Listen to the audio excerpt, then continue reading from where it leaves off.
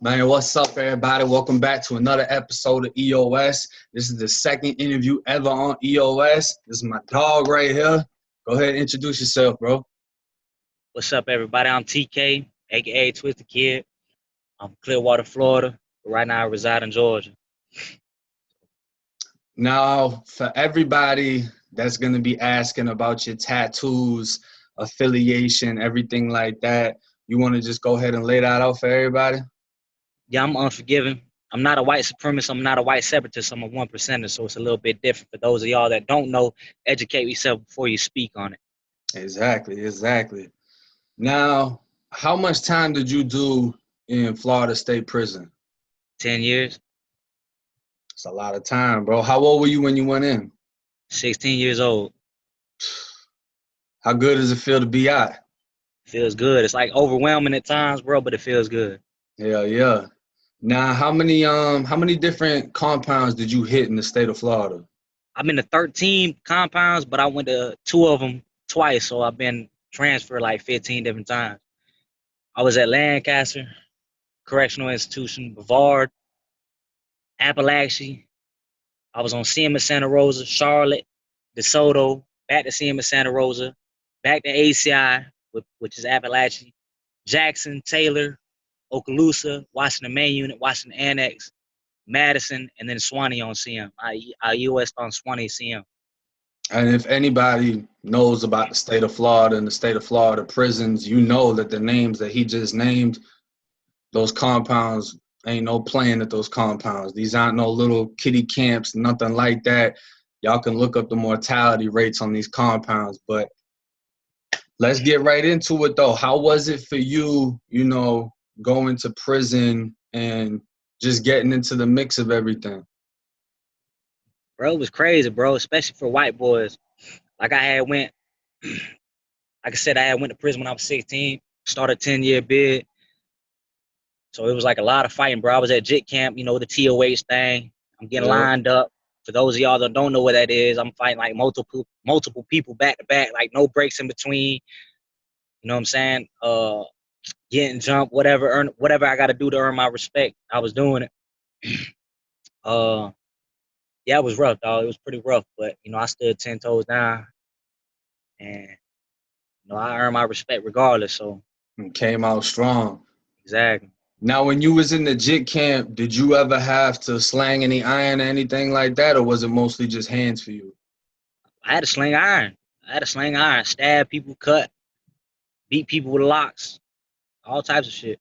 That's how it go. Now, because I mean, we've all been hit up. When was your first time getting hit up? My first time getting hit up uh, was February 2nd, 2012. I was at Charlotte Correctional Institution. And my first time at ACI, while I went to see him, I had smashed a head gang member. Word had followed me. So this like 11 months after the situation, the gang that I was going through with, they come up behind me on the compound. My god brother was there on the compound. I grew up with him. And his name, no, I ain't gonna give no names though, but you feel me? But anyway, my god brother was there, and they had extorted him or put down on him to set me up. You know what I'm saying? So they got me in between the canteen and the red field. They came up behind me, 10 deep, slit my throat, jumped me. Can't really see it like that. I got a 5-inch scar across my throat. Yeah, I've seen the scar personally, because half of the scar you can see where it was like staple stitched down, and then the rest is just a slit. Yeah, so I had to like walk clear across the compound, blood gushing out my throat, trying to get a banger. But my homeboy, he was a robber, so he had already took it out the dorm. So, and I had just got out of confinement for getting into it with somebody, so I ain't really had mine at that time because I had to get another one. Now, how many times have you been hit up in total? Quite a few times, bro. Quite a few times. I got a stab wound right here from blocking a knife. My last 13 months in prison, I was on 24-hour lockdown, CM close management, because I got in a knife fight at Madison Correctional Institution, and I got hit right here. I hit right there. My rib stopped that one. Had to get him stapled up, stitched up. I got hit at Jackson Correctional Institution in 2015. I cut in the face right here. Cut in the face right going down here. Got one right here. I got a cut in the back of my head.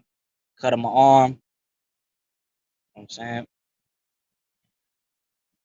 Now that right there should shut up everybody that's talking about anything regarding easy for a white person to be. If you want to be white inside of Florida State Prison, regardless of what organization you're going to rock with, you better be ready to earn some skies, and you better rock them like stripes, because that's really how it's going down in there. It's not going to be sweet for you.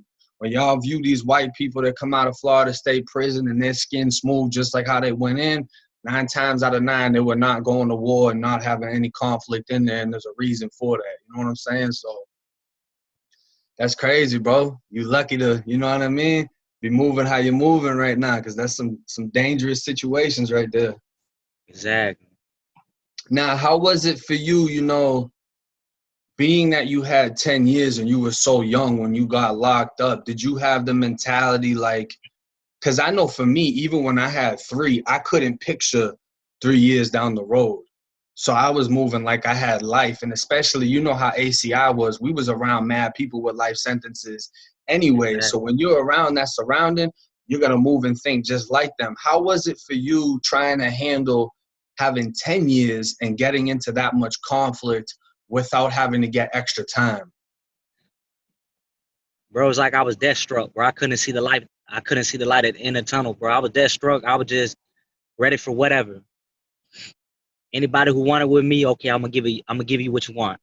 I ain't care how big you were, what your affiliation were, how many people you killed, what hood you were from, nothing. I was coming. Nah, my reputation speak for itself. Yeah, Known through the state. Known through the state. The whole state of Florida know about TK. I can vouch for that 100%. I had a couple people, asking how certain gangs and races respected you, and I don't think a lot of people understand Florida politics. We're not segregated in any way whatsoever. We're all in the same dorms together. They put opposite gang members in the same dorms together. When you view someone, especially someone that's white, that stands on their own, people respect that off rip, regardless of your affiliation, just because they know what you've been through to stand on your affiliation. You know what I mean? So his name ring bells through many compounds, and he's respected by many different organizations for the work that he's put in and how he stood on his own. You know what I mean? Regardless of how many numbers he had. Because I'm going to tell you right now, whites weren't deep. The ones that were about it, like him, weren't deep.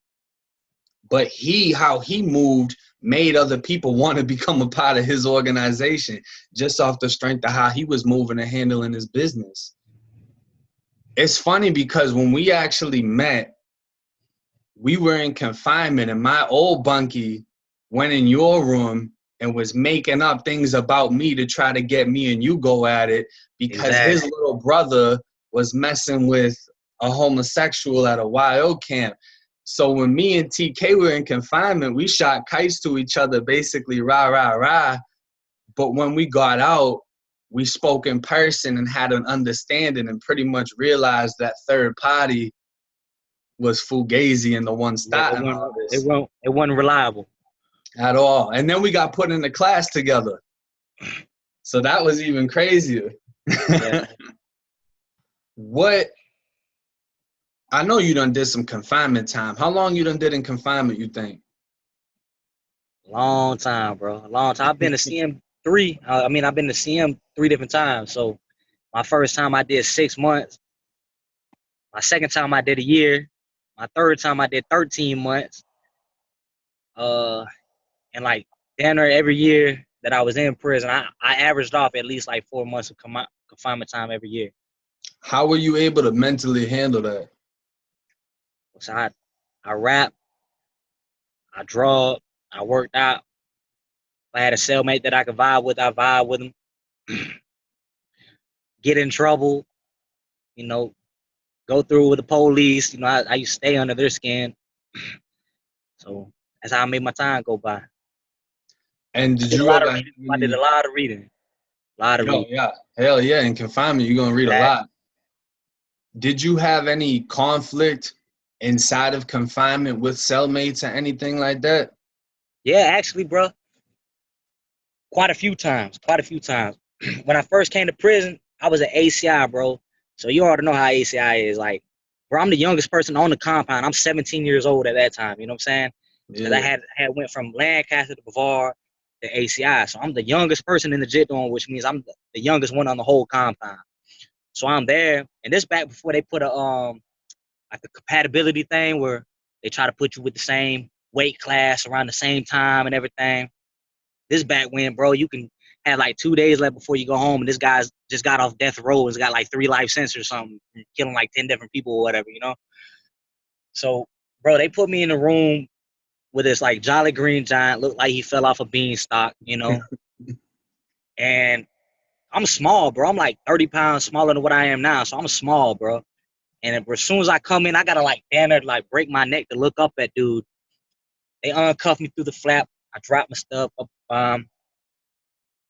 So we go to talking and everything, and bro, about an hour, bro, he tried me. You know what I'm saying? He tried me on some like, oh man, white boy, you talking crazy, man. You ain't living like that. Cause I was talking about the JIT dorm. You know what I'm saying? I was talking about the JIT dorm. We were vibing, and he was like, I don't know. He just felt like trying me. So I'm like, all right. Brrr, I splacked off on him. We went to fighting. And that was that. You know what I'm saying? We fought for about like good like 3 minutes. You know what I'm saying? Just going at it. And he respected me after that. And like the two bunkies I had after that, they were actually both white. And I fought both of them too. I fought both of them.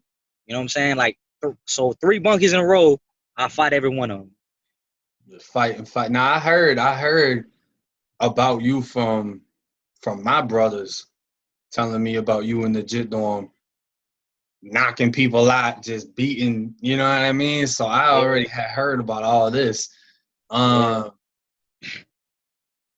damn, bro, 10 years, that's a long ass time at a young age like that. What did you ever feel, as far as your organization goes, how did you feel about whites in prison? Because 9 times out of 9, when you're inside a prison, especially where we were at, the whites are always the first ones extorted, the first ones raped, the first ones that, get put down on, basically. How do you Exactly. feel about everything regarding that? And that did that have an effect on you joining the organization you joined? It did. It had every bit to do with it. Bro, when I went to prison, I rocked that out as a neutron for like my first 4 years. You know what I'm saying? Just rocked it out by myself, bro. I don't need no help. I'm a one-man army, OMA. So, bro, I just got tired of seeing the whites oppressed, raped, robbed, extorted, all that, bro. I got tired of it, bro. And there's not too many stand-up white boys. We all know that. Anybody who's been to Florida prison system knows that. Mm-hmm. So when I used to see, because I was raised in the hood, bro. Predominantly black neighborhood, predominantly black schools my whole life. You know what I'm saying? I listen to more rap music than anything. I rap myself. So, bro, when I used to see people with swastikas and everything on them, I race them up. You know, oh, he racist. But I really didn't understand what it stood for. You see what I'm saying? So I had an unforgiving when I was on close management. My second time, he was on my vent. So, we talked through the vent. So I'm talking to him, and he's telling me about what unforgiving stand for. He's like, nah, bro, it's about against oppression, pride, not prejudice, heritage, not hate. It's not about that. We're a support group, not a hate group. And he explained the difference between white supremacists, white separatists, and one percenters, and they explained that how unforgiving itself is a one percenter. So I'm like, okay, you know what? Naturally at heart, that's what I've always stood for, especially being in prison. You see what I'm Yeah. saying? Because I was oppressed on the streets because I was white and I was in a predominantly black neighborhood. I was fighting for my respect every day, getting jumped, whatever. So I've always stood for that. So I'm like, okay, you know what? When I get out, when I get off CM, I'm gonna get involved in this. I'm gonna learn more about it. I'm gonna see if other people's views are the same thing. So I get off CM. I go back to ACI. That's my second time at ACI. They put me back in the JIT dorm. I've been in the JIT dorm twice. So I come back, bro. I don't even got to get a TO. It's my second time there, bro. 2 years later, they still know my name, bro. You know what I'm saying? They still know my name from the first time. 2 years later. So I don't even have to get a TOH. And I'm asking for it too. I'm like, man, what's up, bro? Let's go ahead and get this TOH out of the way because I know I'm gonna pass. Yeah, I'm I gonna tell just you, want to get it don't over. jump. I'm gonna let y'all know, don't jump me, cause I'm going back to see him if you do, and it's gonna be for something. Trust me, you feel me? So they already knew about me. They ain't even try me. So I meet the brotherhood like I meet the unforgiven like a week after being on the compound. And I start vibing with them, bum, bum, bum, and I was what they call independent at first, which means like, okay, I deal with them, but I deal with who I feel is righteous. See what I'm Yeah. saying? I got offered the probate. For those that don't know, probate's like a probation term. I got offered the probate 2 times and I denied it because I'm like, nah, I'm not a push button. I'm not a crash dummy for nobody else because I'm a big enough crash dummy for myself because of my lifestyle. So you ain't just gonna tell me what I gotta do and I'm gonna go do it, bro. I'm not. Nah, you ain't doing me like that. And they're like, nah, bro, it's not like that. But mom, if you want to put in work yourself, that's your decision. So I'm like, okay, I'm feeling that. So me and like 2 of my brothers, we get on the matter of fact, the same one, Big Dummy, me, Big Dummy, Stills. We all started probating for UF, and we ended up all earning our patches. We went to war with another gang. There was like 30 of them against 5 of us on the red field. I'm sure you heard about that one. I think ATL had told you about that one. Most Remember likely. ATL? Yeah. When ATL was like, man, yeah, man, TK's my dog. I mess with him. He cool people. So it was against his gang, bro. We went through it like 30 people, nines, locks, everything, and ain't none one of us hit the ground, bro. So we all did us. And bro, I just kept going with it, bro. If you was a white dude and you was in a dorm, or you wasn't like a snitch, or just like a straight scumbag that don't nobody like you because you're a scumbag, if you was gonna fight for your stuff, I'll make sure that you didn't get jumped. I'll make sure you get a one-on-one, everything. I'm okay, they bring weapons, I'm gonna bring a weapon. Yep. The difference between me and them is they might not use it. I'm gonna use it. Yeah. So, I was going all the way. I was living up to what UF really stands for, bro, against oppression. You And know, that's the track biggest for that's itself. the biggest thing I hear about like California is if you're a white guy and you go into Cali, another race isn't just going to jump on you or there's going to be an issue. You know what I mean? And you were one of the first people I heard of that wasn't letting it slide like that. Like, nah, if you want to do something to him, you're going to do it this way, but he's going to have a fair chance. And that was crazy. It stood out to me because, for one, the people that put me on to you and told me about you were all black. Everybody that told me you were solid was black. And everybody respected you, what you stood for, and how you rocked for your people at the end of the day. In my Yeah. experience, how it was with the whites was The majority of them wasn't based on nothing. Even the that and people in the my fact that, affiliation, it was like a select few, bro, that were real deal rocking. yeah, Some of them might fight, but if you back a coward up into the corner, you swing on him, eventually survival instinct's gonna kick in. He's gonna swing back. yeah. You know what I'm saying?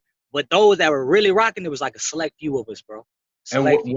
what I experienced was more or less like the whites wouldn't even talk to you until after the blacks or the Spanish had tried you. And if you make it through whatever they send your way, that's when the whites will be like, all right, he's cool. You know what I mean? Like, he didn't fall through them. Because the whites really weren't applying no pressure on nobody. They weren't really testing their own people like that.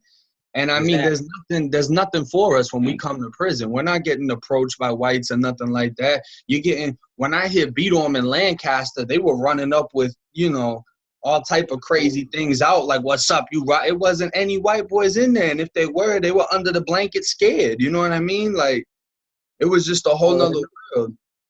So, my story pretty much similar to yours, and just start hitting people up and getting hit up and everything like that. But it's interested, and I know a lot of people are going to be very interested by this video just to hear how the politics worked and how so many different organizations were cool with you off the strength of who you were and would go behind you just off of what you stood for. Because even in other organizations, people aren't following their rules. You got a lot of homosexual activity in a lot of different gangs that aren't supposed to tolerate any of it. You have a lot of organizations that you might be at one spot and the whole gang is black and only black. They won't accept whites. They won't accept Spanish or anything else. You go to another spot and that same gang is mixed. you got one spot with this gang, it's no homosexual activity. They go to ACI, and now all of a sudden it's a whole nother story. Exactly. It's wild. Usually that's like, we all know, bro, that everybody that's been in the Florida prison system, we all know which gangs that is. Yup. Mine didn't play that.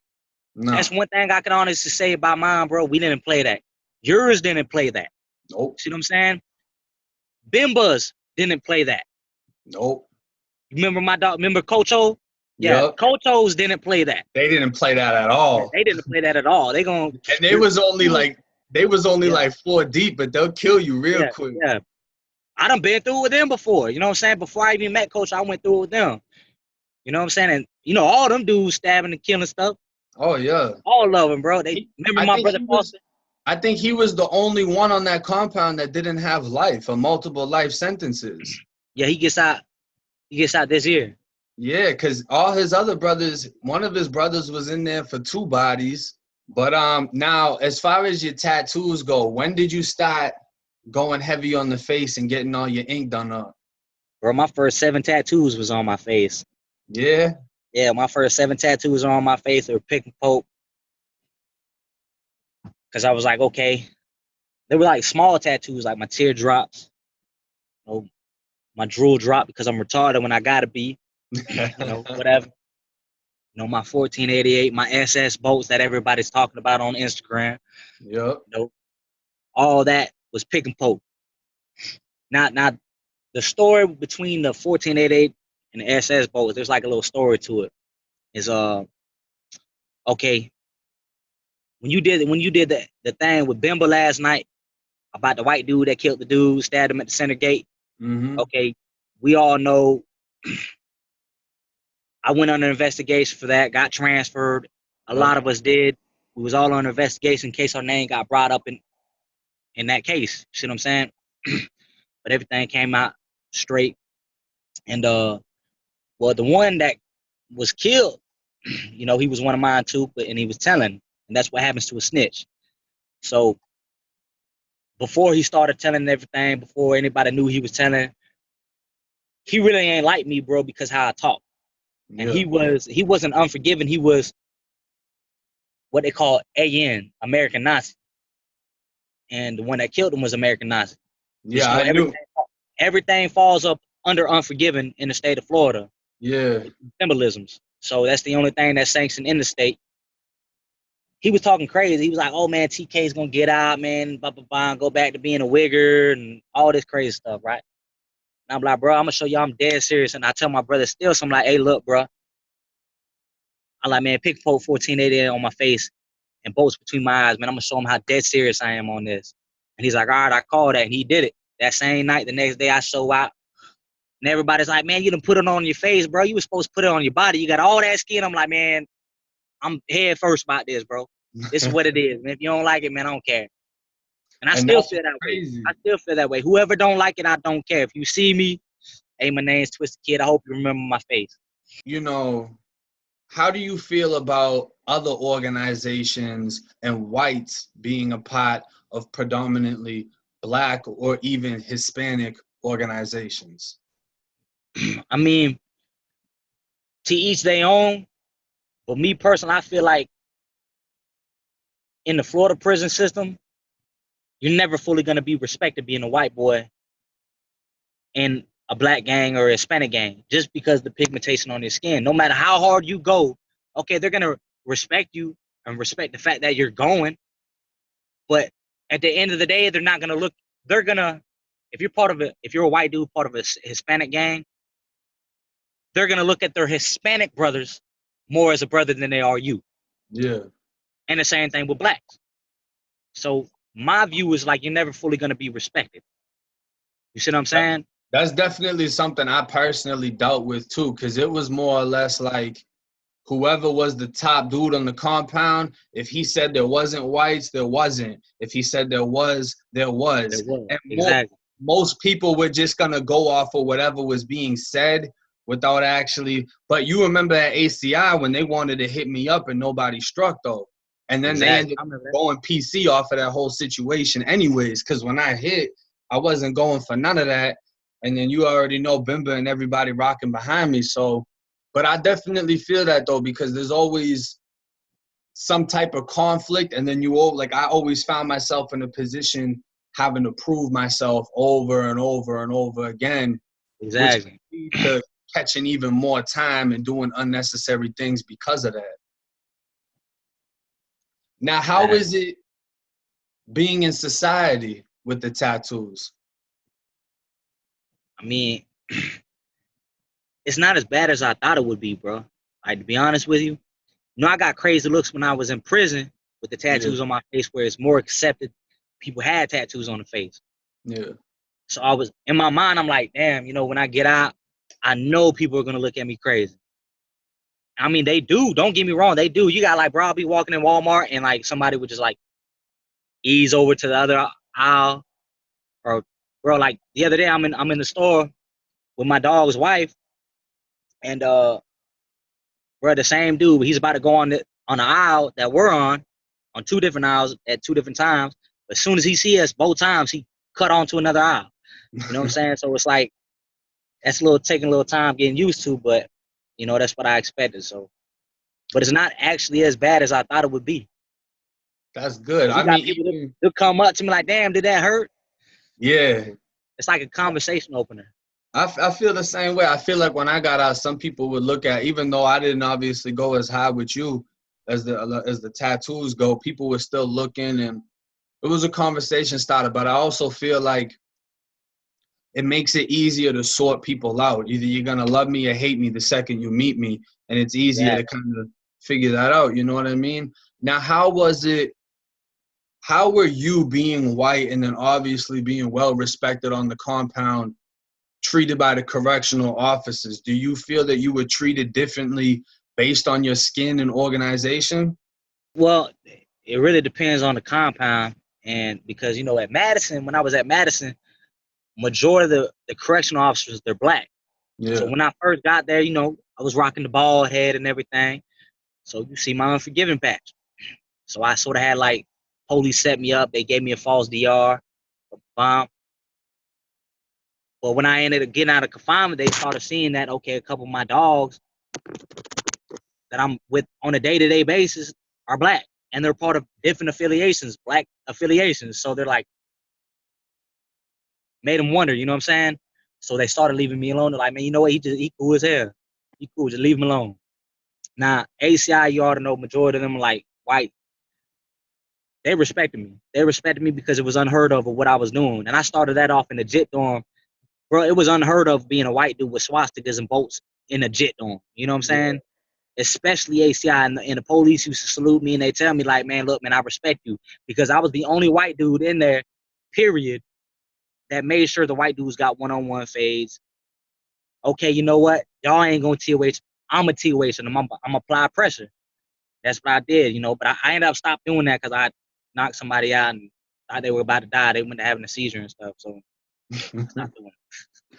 And now it's crazy too, because the same American Nazi that killed Buddy at the front gate was the same one that introduced me to a CO that started off with me on wrong terms in confinement, once he heard my affiliation. And he was telling me when I hit the compound, I'm going to die, this, that, and the third, the helicopter going to get me. And I got cool with that same person that you knew that did that to dude. And he actually introduced me to that officer in the chow hall. And he said, this is so-and-so, this is his affiliation, and it's real.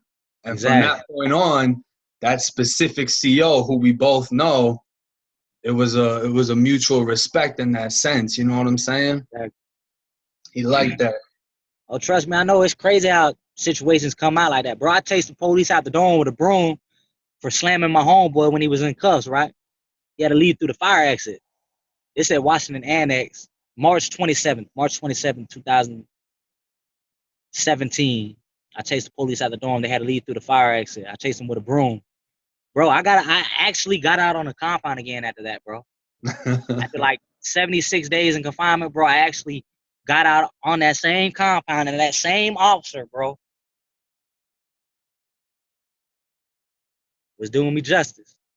That's crazy. And then for people that don't know, he's able to name these dates because anything that you do inside of Florida State Prison, you get a disciplinary report, which has your name, which has what happens, who was involved, the date, the time of the offense, everything. And bro still got the paperwork to everything that he speaks on. So there's no doubting, there's no faking, you're not able to do so. Like I said, even when it comes to paperwork, you can check someone's paperwork on why they went to prison, but checking the actual reports on what they've done inside of prison or if they've gone PC is a whole nother story. You can keep your DIs. You know what I mean? Once you get out, I don't think you have access to them because it's inside of a prison. But just because someone went to prison and they didn't snitch, you're not really getting props for that in Florida. You did what you were supposed to do, and nobody's going to clap their hands for that. It's how you carry yourself in there and what you do at that point. Most whites, you're going to come out with some scars. If you've been to a JIT camp and you're white and you don't have a scar, that's not really a good look because you know it's going down. Everybody knows it's going down. You know what I mean? And Yeah, like how you done made it through? How you done made it through no cars? You made it through JIT camp, but then you still got them after that, though. Yeah, exactly. Because every time I got hit up was in 1 year. So I got like 3 or 4 tetanus shots in 1 year. And every time you get hit up, all those medical records, they have to count every single time you got stabbed. They have to count the lacerations. They take a picture. They measure how long it was. All of this is inside of the medical reports. You know what I mean? But it's a wild spot. And for someone like you, you know, when I got hit, it was bleeding, but it wasn't bleeding as bad as, you know, especially getting hit on the throat too. That's crazy, bro. You're blessed for real. Exactly.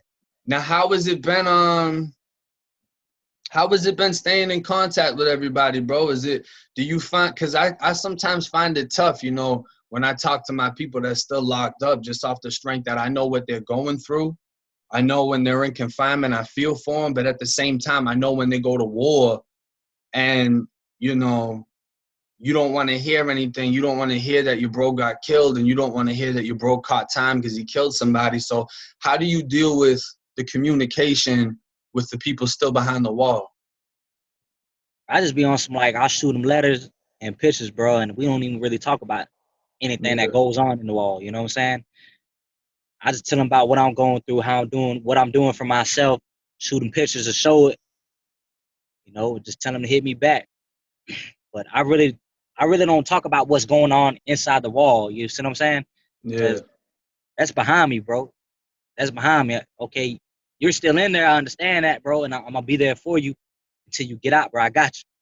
But I don't want to talk about that, bro. I've been there for 10 years. You know what I'm saying? Yeah, I The feel only reason why I'm talking now, bro, I'm sharing my story.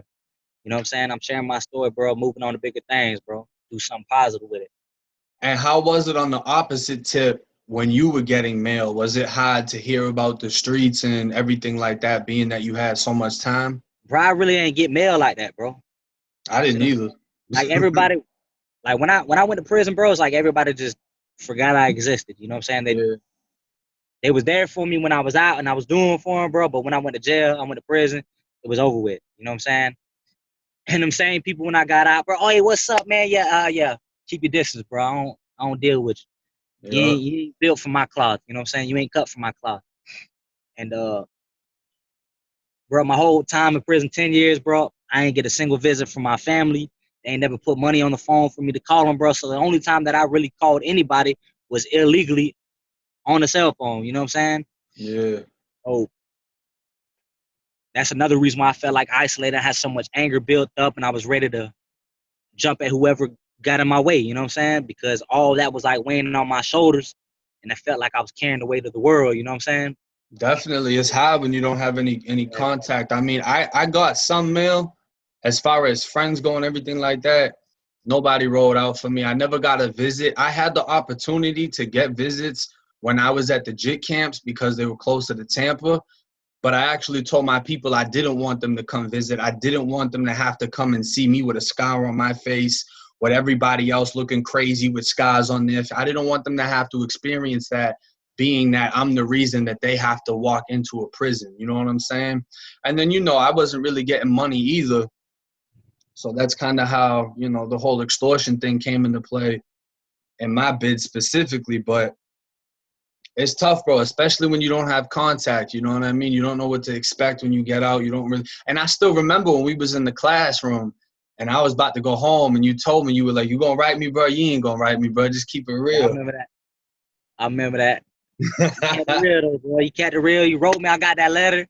I was excited. I was like, man, that's my dog right there, you You know? already know. Yeah, then you kept it real. You hit me up on the kiosk. You were shooting me flicks. All Salute, that. respect, bro. All that. Definitely. See, I had Now, like one person that wrote me, though. I had one person that wrote me, but it started off as a pen pal. It was actually Big Dummy's cousin, you know what I'm saying?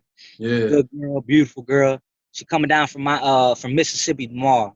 She There coming you to visit. go. Yeah, I'm excited about that. That's what's And up. That's what's up. my dog that I'm with right now, because he's about to get married this month. That's why I'm here. I deal with him on the simple fact that he had went to prison too. His name's CJ. That's my dog. I grew up with him. I just want to give him a shout out. So Definitely. yeah, Definitely. But, you know, big shout out to you. Big shout out to your bro. I appreciate you for coming on and sharing your story. For everybody that doesn't know, you know what I mean? A lot of people have reached out to me. A lot of people have also reached out to him with support. That support makes it it's so helpful when you feel that you don't, you know, because when you're in prison, bro, and nobody's talking to you, you feel that you have no one has your back. And as messed up as it is to say, that's what I missed about prison. Is I knew that there were people in prison that had my back that would ride out with me until death. We're both bleeding on the ground, but we rode out together. And you don't really find that too much in society. But those small messages you guys send, all that exactly. gets taken to the heart, bro. We love that. That support turns into motivation. It keeps us pushing, and it make us feel like people really got our back. So if y'all want to reach out, y'all can definitely reach out. If you want to shout out your Instagram, you can shout it out real quick. I'll also link it in the description. Yeah, at one twisted kid KIDD. So I just want to give a shout out to everybody on my Instagram that's showing me support. That's also messaged me, encouraged me to come on the show. Everybody's been telling me, hey man, hit up on EOS, man, go on with Jake. So I want to give them what they were looking for, man. Respect everybody. I salute y'all. Y'all keep y'all head up, breathe easy. Definitely, definitely. All right, big bro. I appreciate you, man. I'm gonna hit you up, bro. You already know, bro. Love, bro.